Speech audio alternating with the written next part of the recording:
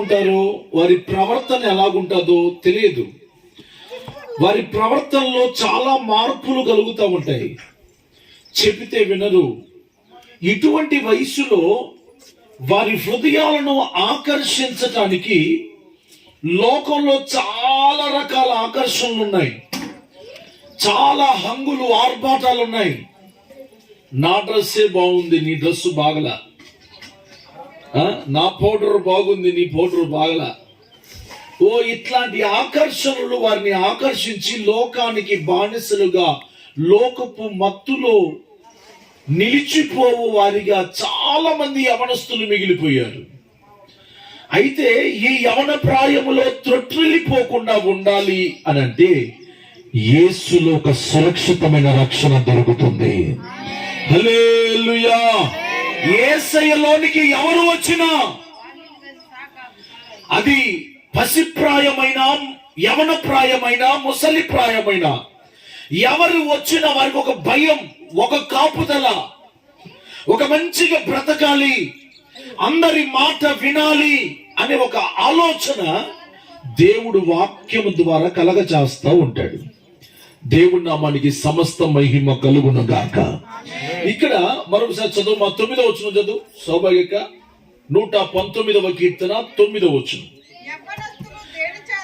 యవనులు దేవుని దేని చేత తమ నడత శుద్ధిపరుచుకొందురు?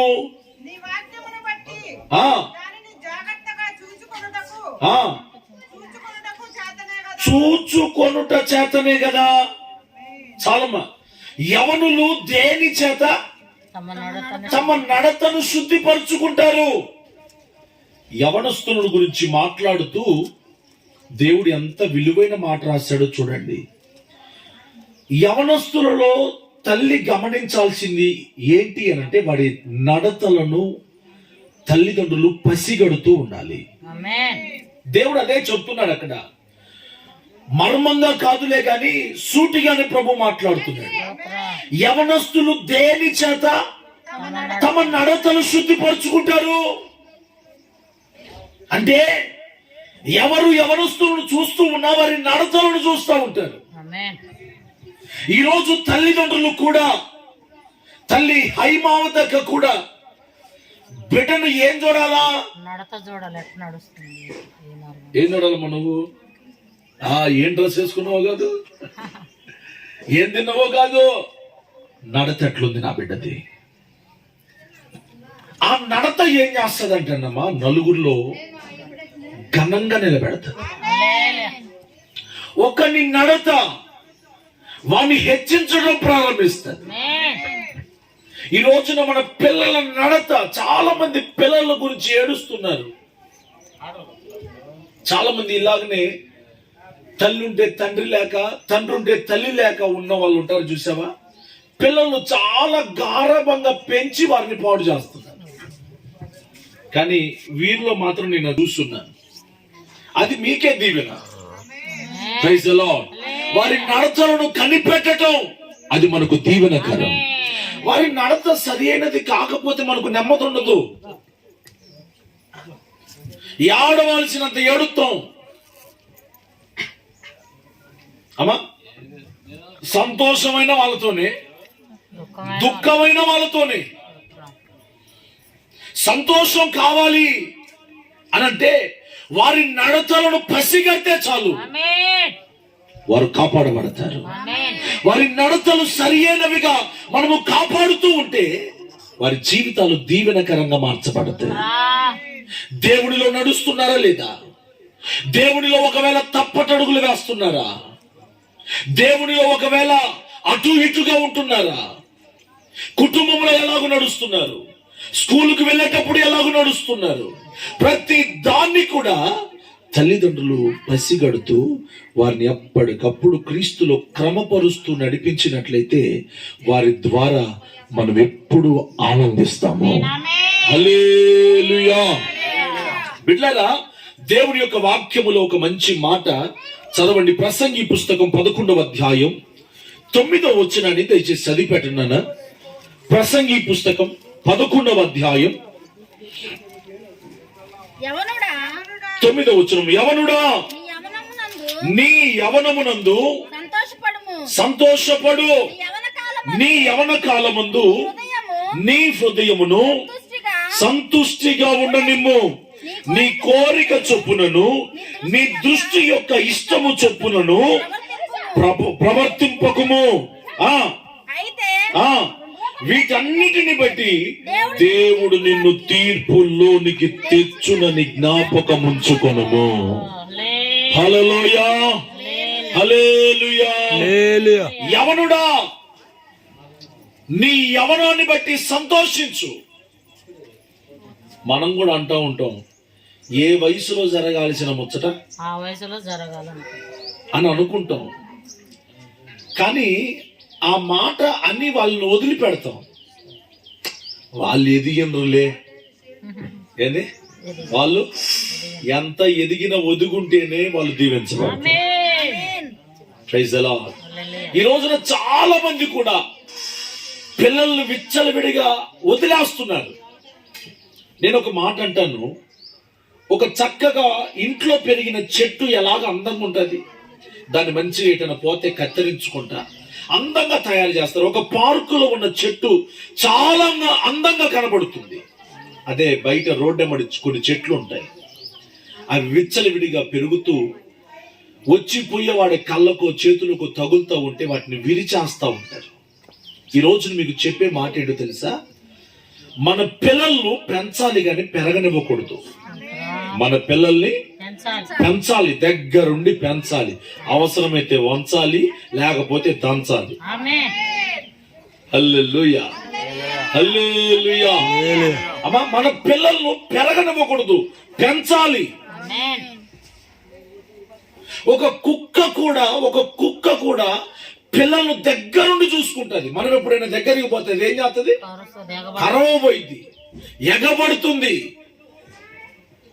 ఏదైనా ఒక పిల్ల కానరాకపోతే ఎక్కడైనా మొరిగితే మాత్రం ఇది పరిగెత్తుతుంది. వాటి పిల్లల్ని అవి కాపాడుకుంటున్నాయి. ఒక కోడి పిల్లలు పెడితే ఆ పిల్లల్ని విడిచిపెట్టదు.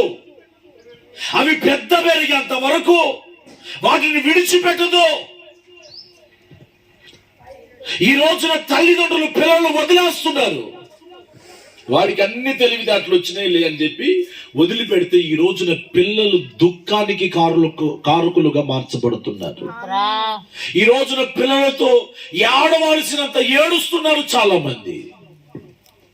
కన్నీరే అన్నపానములుగా మార్చబడ్డాయి చాలా మంది తల్లిదండ్రుల జీవితాల్లో. అన్నా, మాకు అన్ని ఉన్నాయి కానీ మా పిల్లలు సరిలేరన్నా. నా కొడుకు నా మాట వినట్లేదు, నా బిడ్డ నా మాట వినట్లేదు. వాళ్ళని నేను కష్టపడి వాళ్ళని పెంచాను కానీ వాళ్ళకి ఇష్టం వచ్చినట్లుగా పెరిగి వాళ్ళకి ఇష్టం వచ్చినట్లుగా ప్రవర్తించి ఈరోజు పెళ్లిళ్ళైన తర్వాత కూడా నాకు ఒక కుటుంబం సుపరిచితం రెండచింతల్లోనే ఉంటారు. పెళ్ళైన తర్వాత భార్యను తీసుకొని ఏదో ఊరు వెళ్ళిపోయాడంట. తమ్ముడంతే వెళ్ళిపోయాడు, అన్న అంతే వెళ్ళిపోయాడు. అయితే ఒక్క ఆదివారమే నా దగ్గరికి వచ్చింది. వాక్యం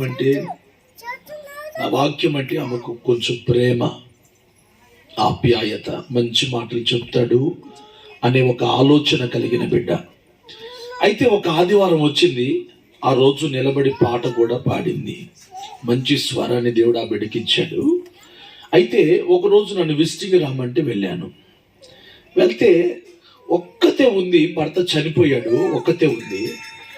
ఆమె నేను పోగానే వెంటనే నా కాలు పట్టేసుకొని, అన్నా, పెద్దోడు దారి చూసుకున్నాడు, చిన్నోడు దారి చూసుకున్నాడు అన్నా. ఎవరి జీవితాలు వాళ్ళు చూసుకుంటున్నారు. కనీసం తల్లి ఉందా సచ్చిందా అనేది కూడా వాళ్ళు అసలు పట్టించుకోవట్లేదన్నా. స్తోత్రం. నేను ఆమె సాక్ష్యాన్ని మీరు విందురు. నీకేదో ఒక దేవుడు ఒక మేలైన ఒక ఉన్నతమైన అద్భుతం చేయబోతున్నాడమ్మా అని చెప్పేసి వెళ్ళాను. వెళ్తే అద్భుతం ఏంటో తెలుసా? 2 వారాలు తిరగక ముందే పిల్లలిద్దరు ఫోన్ చేశారంట. ఇద్దరు ఫోన్ చేసి, అమ్మా నేను వస్తున్నానమ్మా అని చెప్పేసి వచ్చేటప్పుడు వాళ్ళ అమ్మకు ఆశ్చర్యంగా ఉండాలి అని చెప్పేసి ఒక కారును కూడా తీసుకుని వచ్చారంట. హల్లెలూయా. ఒక కారును తీసుకుని వచ్చి, అమ్మా దేవుని దయ వలన మేము ఒక కారు కూడా కొనుక్కున్నామమ్మా అని చెప్తే, అన్నా మీరు యావంటూ వచ్చారో, యావంటూ మాట ఇచ్చారో దేవుడు ఆ మాట నెరవేర్చాడన్నా, నా సంతోషానికి అవధులు లేవన్నా అంటూ ఆ తల్లి ఏడ్చిన ఏడుపు ఇంకా నా కళ్ళెదుటే ఉన్నది. బిడ్డలారా, ఈ పూట మీ అందరికీ చెప్తున్న మాట, సంతోషమైన వీరితోనే దుఃఖమైన వీరితోనే. వీరిని మనం చాలా జాగ్రత్తగా పెంచుకోగలిగితే వీరు అందంగా మార్చబడతారు. వారి జీవితాలు అందరికీ దీవెనకరంగా మార్చబడతాయి, అందరికీ ప్రయోజనకరంగా మార్చబడతాయి, అందరికీ వెలుగుమయముగా మార్చబడతాయి. అమ్మా, ఈ రోజుకి ఈ పిల్లలు ఎంత కుదుటుగా ఉన్నారు అని అంటే వీరిని యేసేలు పెంచటమే దానికి కారణం. ఎంత కుదురుగా కూర్చున్నాడు. ఇదిగో వాడు కుదురుగా కూర్చున్నాడు. వీళ్ళన్న అన్నయ్యగా ప్రణీత్ ఇంత కుదురుగా కూర్చున్నాడంటే, ఈ పిల్లంత కుదురుగా కూర్చున్నారంటే వాళ్ళు దేవుళ్ళు పెరుగుతున్నారు, పెంచుతున్నాం మేము. పెంచబట్టి ఇదిగో కుదురుగా కూర్చొని దేవుని వాక్యాన్ని వింటున్నారు. బిడ్డలారా, ఈరోజు నా క్రీస్తు ప్రేమను బట్టి చెప్తున్నాను, సెలవులు వస్తే చాలు పిల్లలు విచ్చలవిడి అయిపోతా ఉన్నారు, తల్లిదండ్రులకు చిక్కట్లేదు. నా క్రీస్తు ప్రేమను బట్టి చెప్తున్నాను, యేసయ్యలోనికి ఎవరు వచ్చినా దేవుడు వారిని అందంగా తయారు చేస్తాడు. ఇక్కడ అంటాడు, యవనుడా యవనురాలా జాహ్నవి, నీ యవన కాలమందు సంతోషపడు. నీ యవన కాలమందు నీ హృదయము సంతుష్టిగా ఉండనిమ్ము. నీ కోరిక చొప్పున, నీ దృష్టి యొక్క ఇష్టము చొప్పున ప్రవర్తించు. అయితే ఆ మాట చూసారా, నువ్వు ఏది చేసినా చివరికి మాత్రం లెక్క ఉంది. Praise the Lord. మనం జీవించే జీవన శైలే రేపు మనకు దీవెన లేకపోతే మనకు శాపమా ఆటంకమా అప్పుడు మనకు తెలుస్తుంది. దేవునిలో జాహ్నవి యేసేలో మంచిగా ఉంటే నీ జీవితం రేపు హాయిగా ఉంటుంది, చాలా సంతోషంగా ఉండొచ్చు. ప్రార్థన చేసుకుంటా, దేవునిలో నమ్మకంగా ఉన్నావు అనుకో, వాక్యం చదువుకుంటా ఉంటే నీ లైఫ్కి డోకా ఉండదు, చాలా బాగుంటాం. అందరికంటే ఈ ప్రాంతంలో ఉన్న వాళ్ళందరికంటే మీరు బాగుంటారు. నా దేవుని చేత మీరు దీవించబడతారు గాక. హల్లెలూయా. ఎటువంటి కలవరాలైనా జీవితాలను కట్టే దేవుడు ఇక్కడ ఉన్నాడు. బ్రతుకులను కట్టే కార్ఖానా దేవుని యొక్క సన్నిధి. ఒక బండి పాడవుతే షెడ్లోకి పోతాం, షెడ్లోకి పోతే అక్కడ బాగు చేసేవాడు ఉంటాడు, రిపేర్ చేస్తాడు. అదే విధంగా మన బ్రతుకును బాగు చేసే కార్ఖానా కూడా ఒకటి ఉన్నది. ఏంటది? హాస్పిటల్ కాదు. హాస్పిటల్కి వెళ్ళామనుకో మందులు ఇస్తాడు, మందులు ఇచ్చి అంటాడు ఒక వారం తర్వాత రా అంటాడు, నిన్ను వదిలిపెట్టడు. ఎందుకు? దాంట్లో గ్యారంటీ లేదు కదా. వాళ్ళు ఇచ్చే మందు మల్లయ్యనేనా? హల్లెలూయా. మల్లయ్యకి కామెర్ల మంది ఇచ్చారమ్మా. కామెర్ల మంది చెప్పుడు రామన్నారయ్యా, మళ్ళా వారం ఆగి మళ్ళా రా. మళ్ళా ఆ వారం ఆగిపోతే ఆ వారానికి మళ్ళీ ఇంకొక వారానికి మంది ఇచ్చి ఇంకోసారి తగ్గకపోతే మళ్ళీ రాయి అన్నాడు. Praise the Lord. నా క్రీస్తు ప్రేమను బట్టి చెప్తున్నాను, బ్రతుకులను బాగు చేసే కార్ఖానా మనిషికి ఒకటి ఉన్నది, అదే దేవుని సన్నిధి. ఎవరు దేవుని సన్నిధిలోనికి వచ్చినా వారి శరీరములో ఆరోగ్యం, వారి ఎముకలలో ఒక సత్తువ, వారి భవిష్యత్తులో ఒక మేలులు, వారి అనుదిన జీవితంలో దేవుని కాపుదల, వారి నోటి నిండా నవ్వును దేవుడు వారికి కలగ చేస్తాడు. దేవుడు అంటే ఎవరో తెలుసా? కామ క్రోధ మదమత్సర్యాలు లేనివాడు దేవుడు, పాపము లేనివాడు దేవుడు, పరిశుద్ధుడైన వాడు దేవుడు, వివాహము కానివాడు దేవుడు, ఏ కోరికల నడుమ కట్టబడకుండా స్వేచ్ఛగా ఉండువాడు దేవుడు. యేసు ఎవరు అనంటే పాపము లేనివాడు. నాలో పాపమున్నదని మీలో ఎవడైనా నన్ను స్థాపింపగలడా? అని చెప్పి దేవుని యొక్క వాక్యముల ప్రభు రాస్తున్నాడు. ఈ పూట మీకు చెప్తున్నాను, మేము ఆరాధిస్తున్న దేవుడు, ఈ పూట మీ ఎదుట ప్రకటింపబడుతున్న దేవుడు ఎవరో తెలుసా? పరిశుద్ధుడైన దేవుడు. ఆమేన్. హల్లెలూయా. హల్లెలూయా. ప్రతి ఒక్కరి జీవితాలను పరిశుద్ధపరిచే దేవుడు. ప్రతి ఒక్కరి బ్రతుకులను పరిశుద్ధపరుస్తాడు. ప్రతి ఒక్కరి త్రోవలను సరళం చేస్తాడు. మీరు ఎటువంటి సమస్యలలో ఉన్నా, ఇబ్బందులలో ఉన్నా, అనారోగ్యాలలో ఉన్నా, కొలిమిలో ఉన్నా, శాపగ్రస్తమైన అనుభవంలో, అంటే మేము చాలా సంపాదిస్తున్నాం కానీ జేబులో పోస్తే సిలు సంచిలో పోసినట్లుగానే ఉన్నది. మా కుటుంబంలో నెమ్మది లేదు, మా కుటుంబంలో సమాధానం లేదు అని ఎంతమంది అయితే బాధపడుతున్నారో, ప్రియ తల్లి, చెల్లి, అన్న, తమ్ముడు, నువ్వు ఎవరివైనా యేసయ్య దగ్గర నీకు ఉచితమైన మేలులు దేవుడు నీ కోసం సిద్ధపరిచి ఉంచాడన్న మాట చెప్పటానికి నేనేమాత్రమూ సందేహించట్లేదు. యేసయ్య దగ్గరికి వచ్చిన క్యాన్సర్ రోగులు బాగుపడుతున్నారు, ఎయిడ్స్ రోగులు బాగుపడుతున్నారు, మగపిల్లలు కావలసిన వారికి మగపిల్లలను దేవుడు ఇస్తున్నాడు, మంచి ఇళ్లను దేవుడు ఇస్తున్నాడు. అదొక్కటే కాదు, రేపు నిత్య రాజ్యాన్ని కూడా దేవుడు ఇవ్వబోతూ ఉన్నాడు. హల్లెలూయా. యేసయ్యలోనికి వచ్చిన వారికి దేవుని రాజ్యము దొరుకుతుంది, దేవుని పరలోక రాజ్యము దొరుకుతుంది బిడ్డలారా.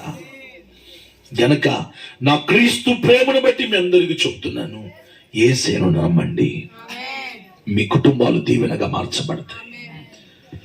మా కుటుంబాలను దీవెనకరంగా మార్చిన దేవుడు ఇక్కడ కూడి ఉన్న ఈ ప్రాంతములో ఉన్న ప్రతి ఒక్కరి కుటుంబాన్ని నా దేవుడు ఆశీర్వాదకరముగా మార్చునుగాక.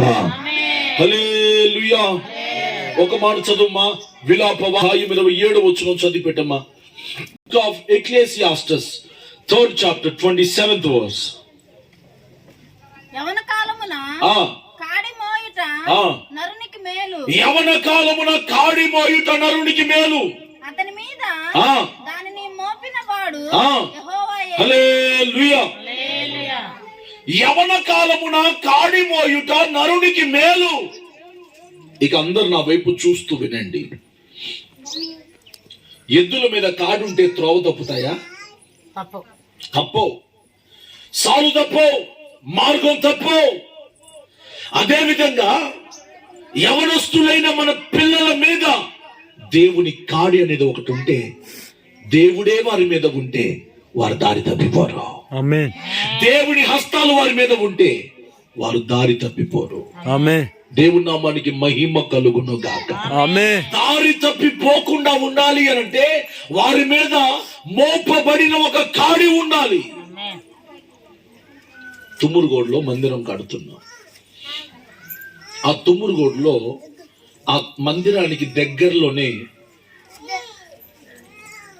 3 ఆడపిల్లలు కలిగిన ఒక తండ్రి ఉన్నాడు. వాళ్ళు చదివేది 3వ తరగతి, 2వ తరగతి, పిండిబడి. అయితే వాళ్ళకి చీపురు ఒక డ్యూటీ. బడి అయిపోగానే ఇంటికి రాగానే చీపురు పట్టుకొని ఇల్లు వాకిలి మొత్తం ఓడవాల. వీళ్ళేమో పొలానికి పోతారు. పెద్ద అమ్మాయి ఏమో ఇల్లు వాకిలి మొత్తం ఓడవాల. ఇంకొక అమ్మాయి ఏమో బట్టలు మొత్తం మడతయ్యాల. ఇంకొక అమ్మాయి ఏమో అంట్లన్నీ బయట వేయాల. ఇక చూడు, వాళ్ళకి ఇంకా స్కూల్ అయిపోతే చాలు, ఇంకా పోయి ఎవరి పనులు వాళ్ళు చేసుకుంటారమ్మా. అందరి పిల్లలేమో, కొంతమంది పిల్లలు ఉంటారు చూసారా, వాళ్ళేమో ఎటు పడితే తిరుగుతా సైకిళ్లతో ఆడుకుంటా ఉంటే వీళ్ళు మాత్రం పని చేస్తూ ఉంటారు. వాళ్ళని చూసినప్పుడు భలే సంతోషం అనిపిస్తుంది. వాళ్ళకి నేర్పించడం ఎంత పెద్ద టాస్క్ అది, మామూలు విషయమా? చిన్న చిన్న పిల్లలు ఏందమ్మా దానికి చెప్పచ్చుగా అని వాళ్ళకు వాళ్ళే కొట్టుకొని తెచ్చే వయసు అది. అట్లాంటిది ఎవరి పని వాళ్ళు అప్పగిస్తే చక్కగా పని చేసుకుంటారు. సాయంత్రం రాగానే వాళ్ళ తల్లిదండ్రులకి అంత హాయిగా పేనానికి సంతోషంగా ఉంటుంది. పిల్లల మీద ఏం పెట్టారు? కాడి. ఏం పెట్టారు? కాడి. కాడున్నవి ఎక్కడ వైదొలగిపోవమ్మా. అలాగనే యేసయ్యలో ఉన్న పిల్లలు కూడా వైదొలగిపోరు. పాపములో పడరు, లోకంలో పడరు. దేవుని కాపుదల వలలో ఉంటుంది. దేవుని క్షేమాన్ని వాళ్ళు అనుభవిస్తారు.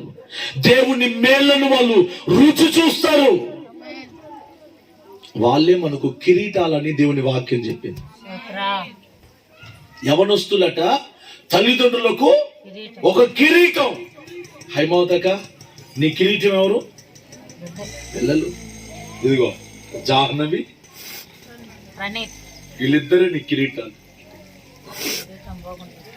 ఇప్పుడు నీకు చెప్పే మాట ఏంటంటే, నీ కిరీటం అపహరింపబడకుండా జాగ్రత్త పడాలి. నీ కిరీటాలను నువ్వు భద్రంగా కాపాడుకోవాలి. నువ్వు దేవునిలో కాస్త బెండ్ అయిపోయావు అనుకో, తల ఉంచావు అనుకో, ఏమైంది? కిరీటాలు పడిపోతాయి. కిరీటాలు పడిపోతాయి. కిరీటం ఏడ ఉంటుందాక చెప్పండి. సంకలో వేసుకొని ఏడుంటాయి కిరీటాలు?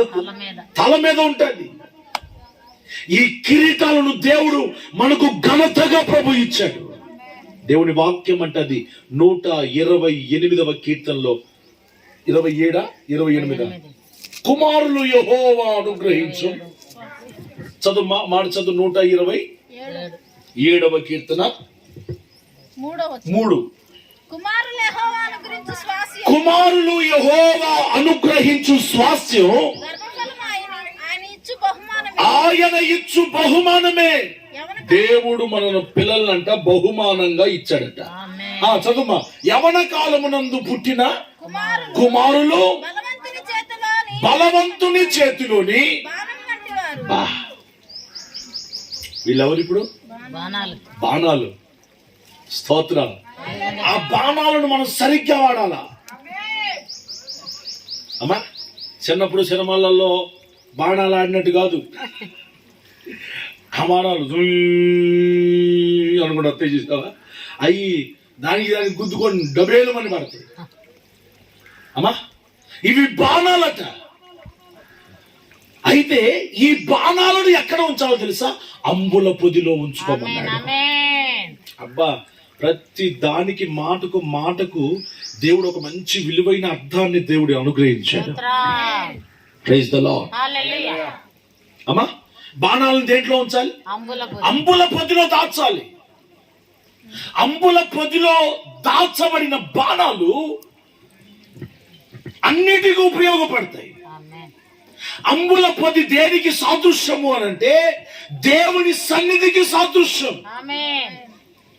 దేవుని సన్నిధిలో అంబుల పొదిలో దాచబడిన బాణాలన్నీ ఉండాలి.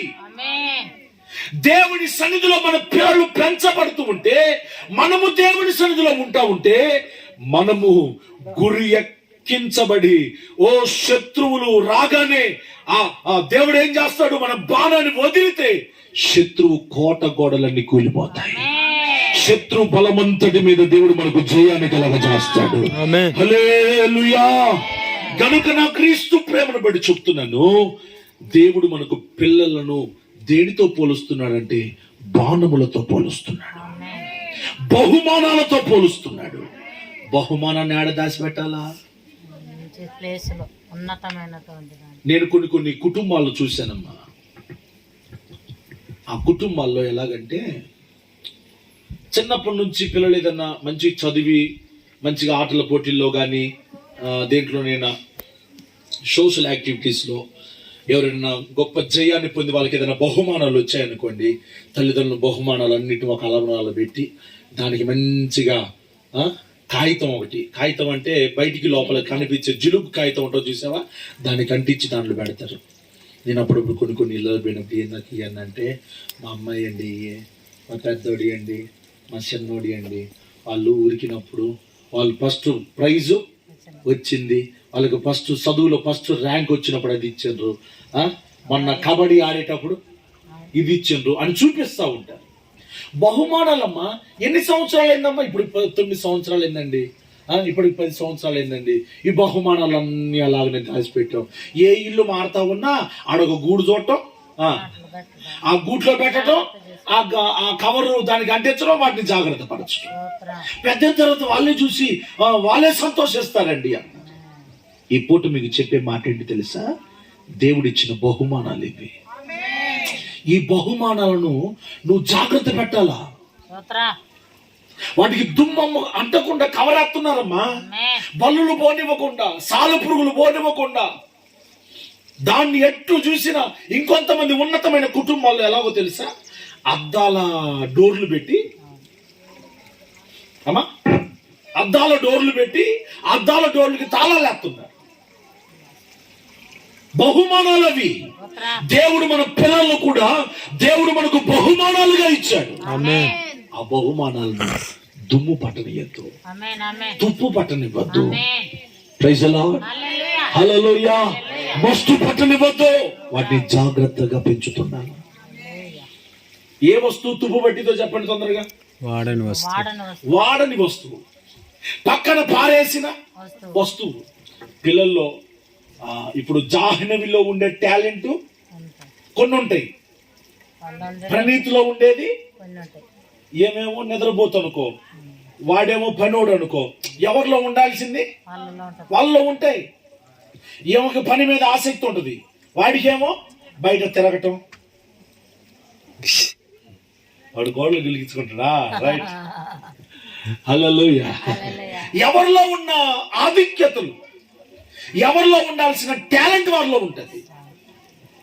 దాన్ని బట్టి వాళ్ళని ఘనపరుస్తుండాలి. ఇప్పుడు మన పిల్లలు మోకరించి ప్రార్థన చేశారనుకో, ఆ రోజు తల్లి బహు సంతోషపడాలా. హైమాతక సంతోషపడాలి. బహుమానాలు కదా ఇవి, సంతోషపడాలా. బాబాలి ప్రార్థన చేసి ఉన్నామా నువ్వు ఒక్కసారి అని చూడు. సంకనెక్కి అమ్మా వీకి తిట్టడమే కాదు, అప్పుడప్పుడు ఎత్తుకోవటం, ముద్దాడటం, వాళ్ళకి ఇష్టమైనవి చేసి పెట్టడం. అప్పుడు మన పిల్లలకు వేరే స్నేహితులు ఎవ్వరు ఉండకూడదు, తల్లిదండ్రులు తప్ప. తల్లిదండ్రులే మొదటి స్నేహితులు. ఇక వాళ్ళు తొట్టిల్లిపోరు, ఇక వాళ్ళు వేరే స్నేహాన్ని గురించి ఆలోచన చేయరు. మన ఊరికి అరిస్తే గాని వాళ్ళు గేటు దాటి బయటికి పోయి ఫ్రెండ్స్ అని, గోళ్ళాట్లని, ఇంకా అటని ఇటని పోతారేమో గాని మనమే వారికి స్నేహితులాగా ఉంటే ఇంట్లో నుంచి ఎవడని పిలిచినా గాని నేను రాను. ఎందుకురా రావో? నేను రాను. మా నాన్నతో ఆడుకోవాలి, నేను మమ్ముంది మమ్మతో ఆడుకోవాలి. ఇక అదొక పరలోకం. ఇంకా ఆ ఇల్లే ఒక పరలోకం. మీ కుటుంబాలు అలాగూ మారును గాక. మీ కుటుంబంలో మీ పిల్లలను దేవుడు అలాగూ చేయును గాక. మీ మాట వినువారిగా, మిమ్మల్ని సంతోషపరచువారిగా, మీరు వారిని సంతోషపరచువారిగా దేవుడు మన కుటుంబాలను ఆ విధమైన కృపతో నింపును గాక. హల్లెలూయా. అందుకని దేవుని వాక్యములో ప్రభు అంటాడు, ఇదిగో తల్లిదండ్రులారా, మీ పిల్లలకు కోపము రేపక ప్రభు యొక్క శిక్షలోను బోధలోను. చదవండి అన్న మాట, చదవండి. ఎఫెసీ పుస్తకం 6వ అధ్యాయం 6:4 చదవక. హైమాతక చదువు. హైమాతక కాదు, సౌభాగ్యక. హైమాతక చదువుతావా అమ్మా? తండ్రులారా, తల్లిదండ్రులారా, మీ పిల్లలకు కోపము రేపక ప్రభు యొక్క శిక్షలోను బోధలోను. ఇట్ట పెంచితే మన ఇల్లు ఒక పరలోకం అయిపోతుంది. తల్లిదండ్రులారా, మీ పిల్లలకు కోపం రేపదు. కోపం ఎప్పుడు వచ్చింది? చాలా మంది తల్లిదండ్రులు ఉంటారు చూసిన, పొద్దు గూకులు గోల. పాడిందే పాటరా బాసి పల్ల. మీకు తెలియని సామెతలు ఏమున్నాయి? హల్లెలూయా. పాడిందే పాటరా బాసి పల్ల దాసులని ఊరికే ఏనమా ఏంది అనర్థం. చెప్పండి అమ్మా. పిల్లలు ఇంట్లో పెట్టి తంతున్నాం, మనకి ఏం చేస్తుంది? ఒక్కొక్కను ఒక గదిలో పెట్టి తంతున్నాం అంటే ఏం చేస్తుంది? అది ఎదురు తిరుగుతుంది. నీ పిల్లలు పొద్దు కూకులు ఏనమ్మా ఏంది అంటావు అనుకో, ఏందమ్మా పొద్దు కూకులు నీ గోల అంటాను. నేను మీకు ఈ పూట మీకు చెప్పే మాట ఎందుకు తెలుసా? వారిని ప్రేమించండి. ప్రేమించేటప్పుడు ప్రేమించాలా, గద్దించేటప్పుడు గద్దించాలా, సరి చేసేటప్పుడు సరి చేయాలి. అన్ని ఉండాలా. దేవుళ్ళో ఏమేమి ఉన్నాయి చెప్పండి? సర్వసంపద, బుద్ధి విజ్ఞానం సర్వసంపద. స్తోత్రం. హల్లెలూయా. అన్నీ ఉన్నాయి. తండ్రి పాత్ర ఉన్నది, తల్లి పాత్ర, పెదనాన్న పాత్ర, పెద్దమ్మ పాత్ర, తాత పాత్ర, అమ్మమ్మ పాత్ర. మరి అట్లా ఉంటేనే తండ్రి అయినా దేవుడైనా. ఆమేన్. తల్లి ఆయనే తండ్రి ఆయనే, లాలించును పాలించును, లాలించును పాలించును. ఎవరు నన్ను చేయి విడచిను, యేసు చేయి విడువడు. ఎవరు నన్ను యేసు చేయి విడువడు, చేయి విడువడు, చేయి విడువడు, చేయి విడువడు. యేసు చేయి విడువడు. ఎవరు నన్ను చేయి విడచిన, యేసు చేయి విడువడు. ఎవరు నన్ను చేయి విడచిన, యేసు చేయి విడువడు, చేయి విడువడు, చేయి విడువడు, చేయి విడువడు. యేసు చేయి విడువడు. హల్లెలూయా. ఉంటాడు, అన్నదమ్ములుగా ఉంటాడు, అక్క చెల్లెండ్రుగా ఉంటాడు. ఆయన అన్ని విషయాలలో మనకు మేలు చేయవాడిగా ఉంటాడు. ఆయన అందుకనే దేవుడు. మనం కూడా మన పిల్లలను అలాగూ జాగ్రత్తగా అన్ని పాత్రలు పోషించాలి మనం. చెప్పండి చెప్పండి. కొన్నిసార్లు తాతలు లేకపోయినా తాతల పాత్ర కూడా చెప్పండి. తాతల ప్రేమ లేకపోయినా తాతల ప్రేమను కూడా పోషించాలా. అమ్మమ్మలు లేకపోయినా నానమ్మలు లేకపోయినా ఆ పాత్రను పోషించాలి. తల్లి అన్ని పోషించాలా. అమ్మా తల్లిని ఏమన్నారు? దీపం. తల్లి మొదటి దైవం. నా చిన్న కొడుకు చిన్నప్పుడు నాన్న తల్లి మొదటి దైవము అని చెప్పంటే అమ్మ మొదటి దైవం అని చెప్పమంటే మా ఓడు ఏం చెప్పాడు తెలుసా? వీడియో ఇంకా నా దగ్గర ఉంది. అమ్మ మొదటి దయ్యము అని చెప్పి. హల్లెలూయా. అమ్మా తల్లిదండ్రులు పిల్లలకి దయ్యాల్లాగా కనబడతారు. దేవుడి నామానికి మహిమ కలుగునక. నా క్రీస్తు ప్రేమ ద్వారా మీకు చెప్తున్నాను, ఈ ప్రాంతంలో ఈ రెంటాల గ్రామంలో ఉన్న ప్రతి కుటుంబం ప్రతి పిల్లలు కాపాడబడుతున్నారు గాక. దేవుడు క్షేమముతో ఉంచును గాక. నిన్న మాచలలో యవన ప్రాయం కలిగిన ఒక సహోదరుణ్ణి, మరి అది ఎట్లా చిత్రీకరించారో తెలియదు కానీ ఇంత మటుకు నరికేశారు. నరికేసి రైలు వస్తూ ఉంటే రైలు పట్టాల పక్కన పడుకోబెట్టి వెళ్ళిపోయారు. అంటే రైలే గుద్దినట్టు క్రియేట్ చేయాలని చెప్పేసి ఇక్కడ వరకు నరికారు. ఇది మొత్తం ఇట్లా ఊగుతూ ఉంది. సారా బాటిల్ ఒక పక్కన పెట్టారు. సెల్ ఫోన్ ఏదో చిన్నగా పగిలిపోయినట్లుగా నేలకేసి కొట్టారు. అట్లా చేశారు. అది ఎంత మటుకు ఏందో కూడా తెలియట్లేదు. వాడు స్పృహలోకి వస్తే తప్ప ఆ రక్తాన్ని చూసే ఆ దెబ్బ పడిన తర్వాతనే స్పృహ కోల్పోయాడు. ఈ రోజున యవనస్తులు త్రొట్టిల్లిపోతున్నారు. ఎక్కడ ఏం జరుగుతుందో కూడా అర్థం కాని భయంకరమైన స్థితిలో ఉన్నారు. నా క్రీస్తు ప్రేమను బట్టి మీ అందరికీ చెప్తున్నాను, మన పిల్లలందరూ కాపాడబడుతురు గాక. మన పిల్లలందరూ క్షేమంగా ఉందరు గాక. తల్లిదండ్రులందరూ సంతోషంగా ఉందరు గాక.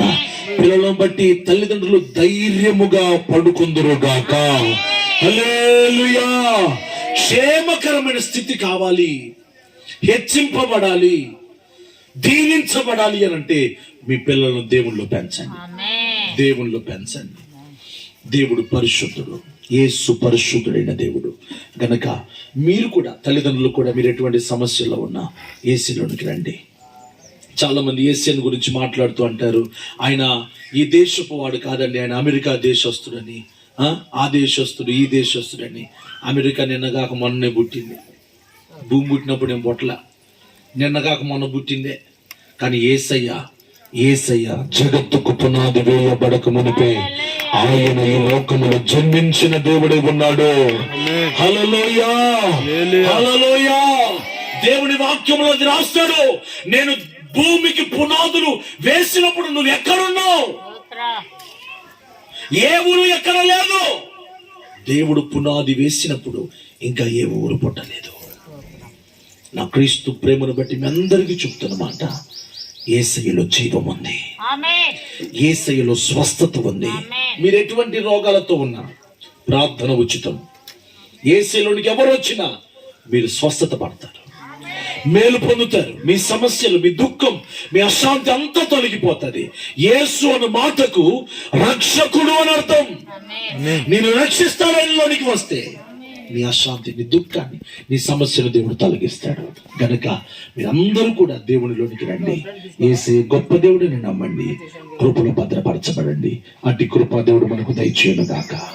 అందరూ మోకరించండి, ప్రార్థన చేసుకుందాం.